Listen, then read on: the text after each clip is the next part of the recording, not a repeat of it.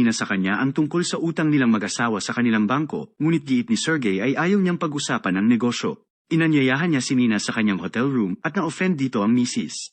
Humingi ng paumanhin si Sergey at sinabing hindi niya alam kung paano dumiskarte sa mga babae. Inamin niyang gusto niya si Nina at nag-alok siya na tulungan ito sa kanilang utang basta't ibigay din ng misis ang gusto niya. Sinabi ni Nina na hindi niya kailangan ng kanyang tulong at umalis ito. Maya ay tumungo siya sa hotel at nakipagkita kay Sergey. Agad na tinawagan ng chairman ang bangko upang i-hold ang utang ni Alexander sa loob ng 3 buwan ng walang interest at babaan ang rate nito. Habang nanananghalian ay napansin ni Sergey na galit pa rin si Nina sa kanya. Sinabi ng chairman na nagawa na niya ang hinihingi nito ngunit kung ayaw pa rin ng misis sa kanya ay malaya siyang makakaalis at hindi niya babawiin ang pinangako niya.